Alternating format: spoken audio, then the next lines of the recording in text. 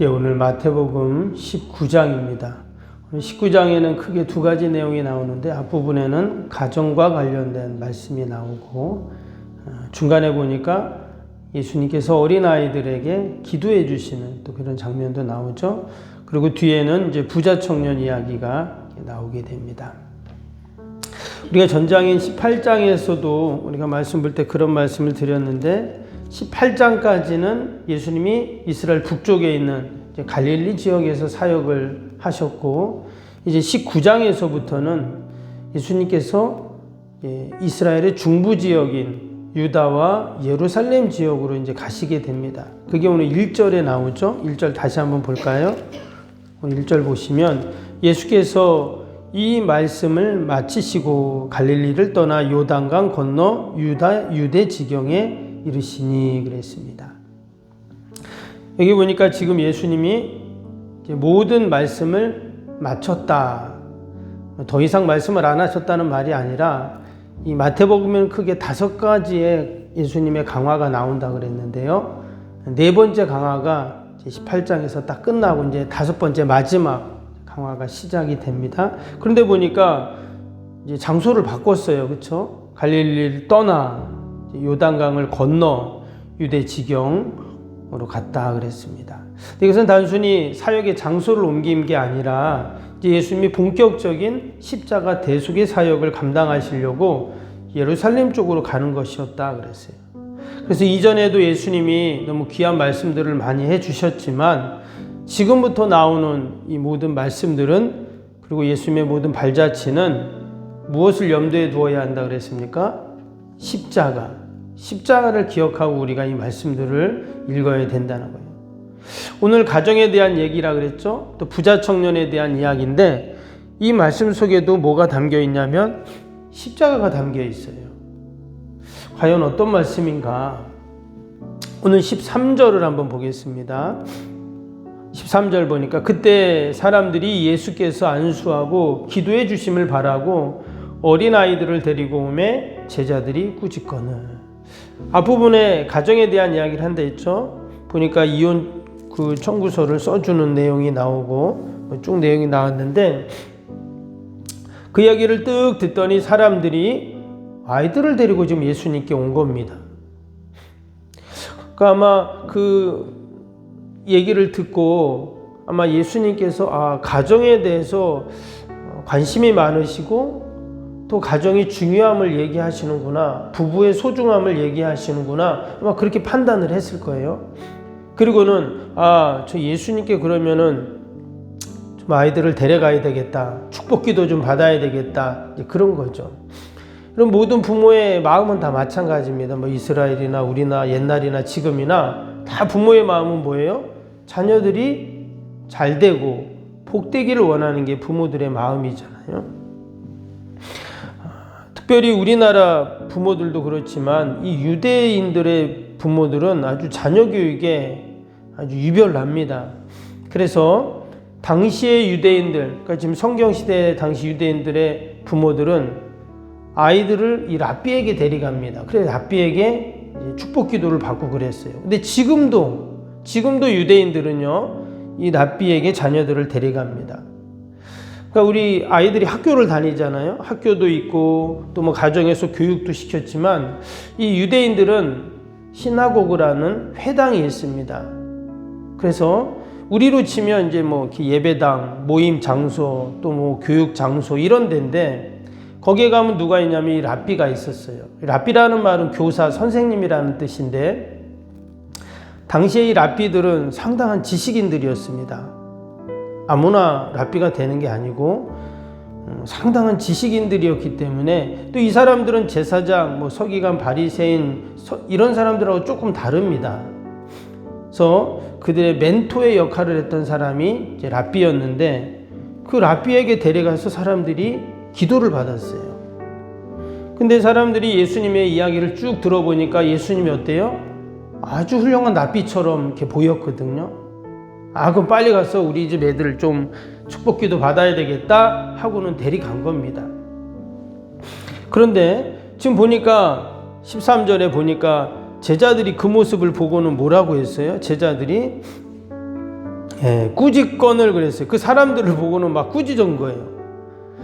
근데 예수님은 뭐라고 하십니까? 14절에 보니까 어린아이들이 용납하고 내게 오는 것을 금하지 말라. 천국은 이런 사람의 것이니라. 아마 제자들은 막 애들이 막 몰려오니까 성가시고 시끄러우니까 왜 애들 데려왔냐 그랬겠죠, 분명히. 그러지 않아도 막 사람들이 막 북적북적하고 바쁜데. 그런데 예수님께서는 괜찮다고 이렇게 말씀하실 수도 있는데 오늘 말씀에는 꾸짖었다 그랬어요. 여기 의미가 있는 거죠. 왜 예수님이 막 제자들을 꾸짖을 정도로, 제자들은 충정이잖아요.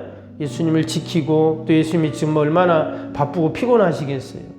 그런데 예수님께서는 그런 제자들을 꾸짖으면서 아이들이 나에게 오는 거 금하지 말고 천국은 이런 아이들의 것이다 라는 이런 말씀을 한 겁니다. 아마 제자들은 어리둥절했겠죠.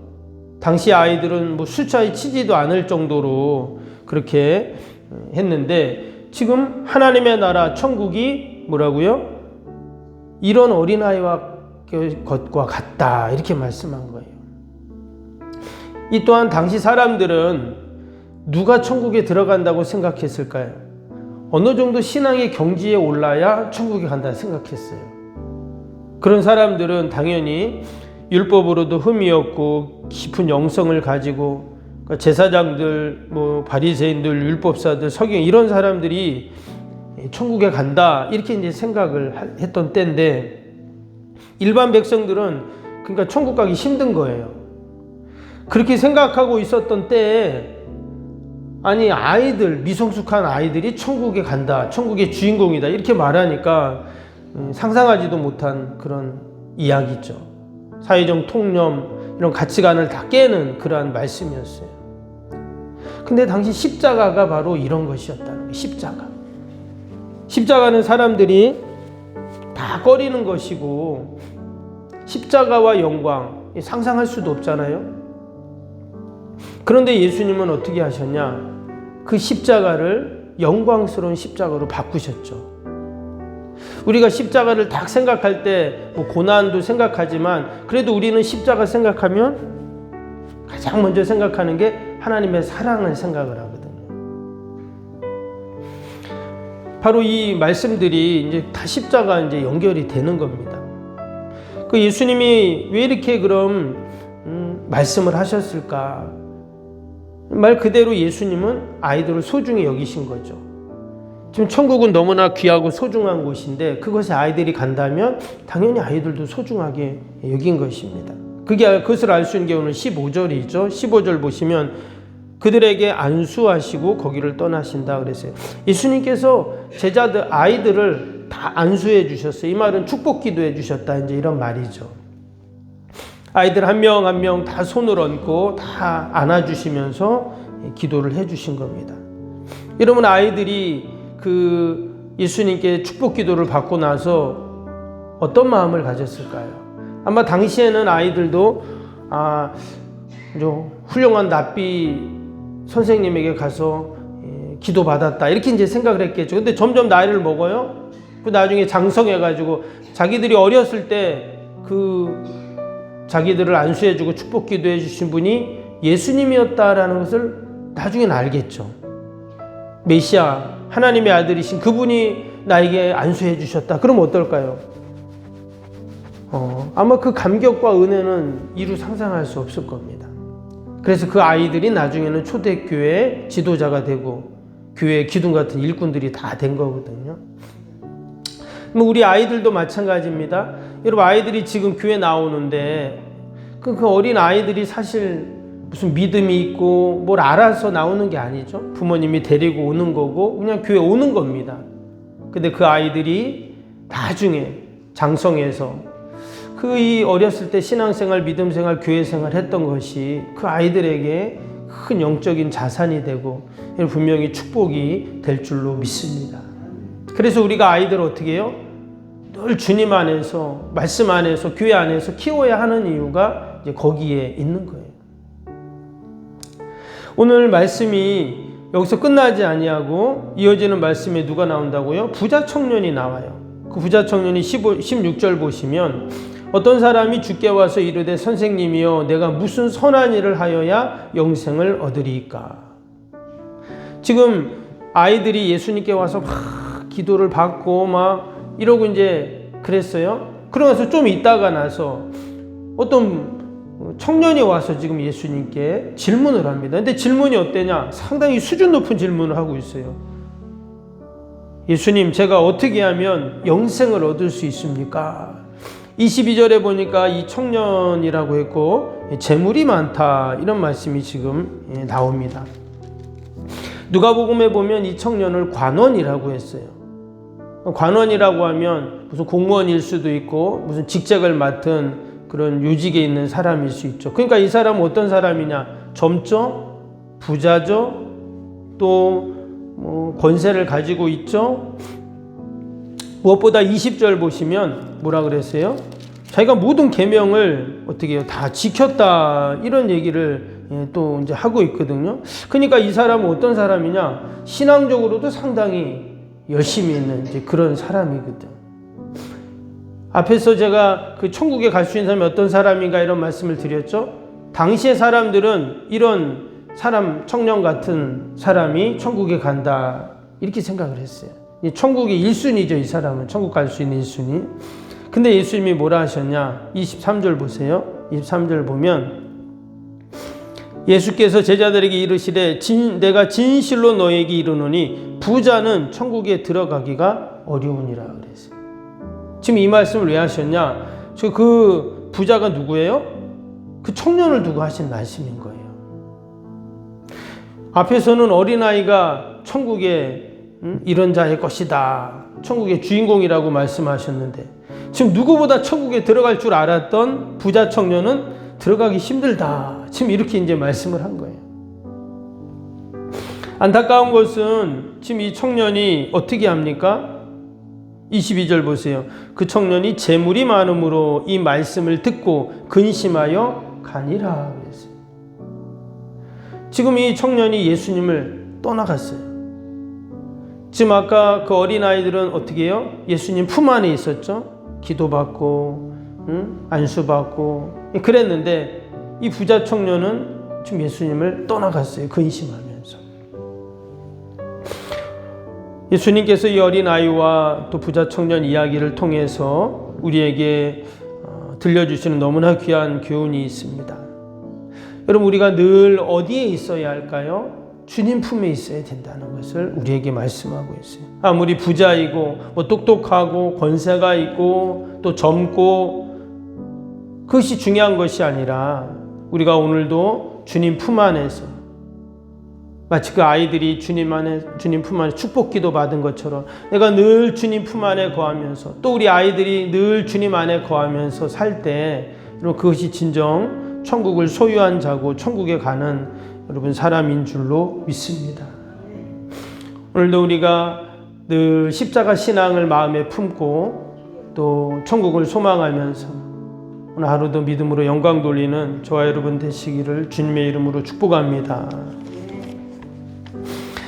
오늘도 우리 말씀 생각하면서 주일기도 함께 하겠습니다. 주일기도입니다.